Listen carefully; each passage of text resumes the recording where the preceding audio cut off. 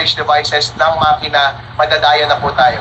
Sa mga susunod na araw ay mangyayari na yung final testing and sealing day para sa ating mga automated counting machines. Mga watchers, ito po ang mga kailangan ninyong gawin.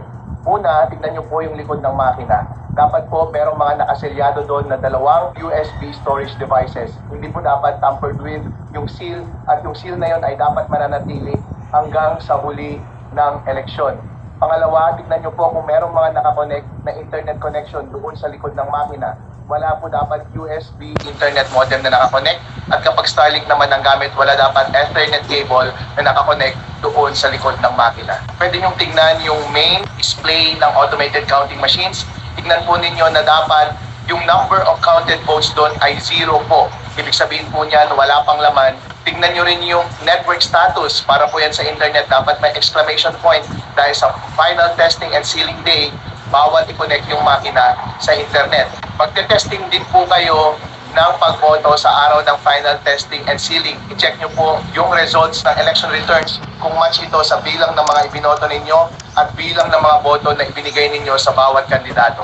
Tingnan po rin ninyo na sa araw ng final testing and sealing day, wala po dapat mangyayari na transmission. Hindi pa rin dapat i-connect yung makina sa internet. At tandaan ninyo na i-connect lamang dapat yung makina sa internet sa araw ng eleksyon pag na-print na yung mga election returns at magta-transmit na ng data papunta sa ating mga servers. Sa panahon ng final testing and sealing day at sa araw ng eleksyon, pwede po kayong gumamit ng cellphone at mag-take ng pictures at mag-take ng videos. Huwag nyo lamang pong kukunan yung mga botante, yung kanilang pagboto at yung kanilang balota. Sa araw po ng final testing and sealing, dapat yung makina po ay nasa presinto na. Kahit kailan, hindi po dapat yan ililipat hanggang matapos yung eleksyon. Kapag sabihin nila na kailangan namin ilipat to sa munisipyo, ililipat namin yung mga balota para doon namin bibilangin, huwag po kayong papayag kahit natapos na po yung boto before matapos ang 7 p.m. on election day. Yung makina po at yung mga storage devices, pwede po nating bantayan from final testing and sealing day hanggang sa araw ng eleksyon. Kung gusto nyo pong magkampo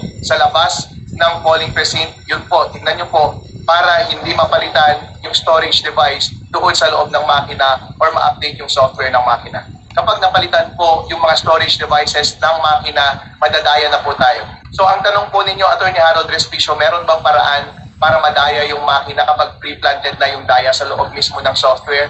Meron pa rin po. At wala po akong paraan para ma-verify yung ganun na daya. Wala pong paraan sa procedures ngayon para ma-verify na yung software na naka-install doon sa loob ng makina ay yung dapat na software na naka-deposit doon sa Bangko Sentral ng Pilipinas.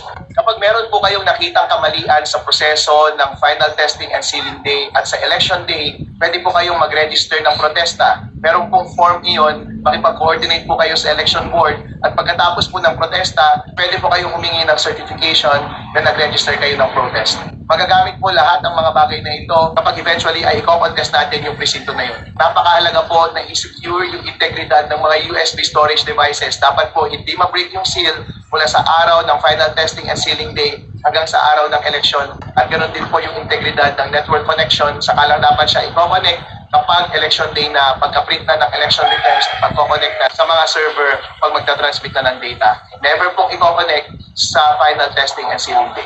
Wala pong diagnostic testing dapat na mangyari on final testing and sealing day para sa internet. So hindi po dapat na i-connect yung internet sa araw na iyon.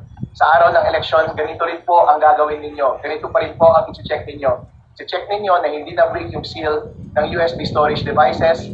Yung main display ng makina dapat nagre-reflect doon na 0 votes pa rin ang nakakast bago mag-start yung botohan. Yung mangyayari po sa final testing and sealing day ay pareho rin po sa mangyayari on election day. Ang difference lamang ay sa araw ng election ka lamang magko-connect ng makina papunta sa internet kapag na-print na yung election returns at magta-transmit na ng data papunta sa mga servers.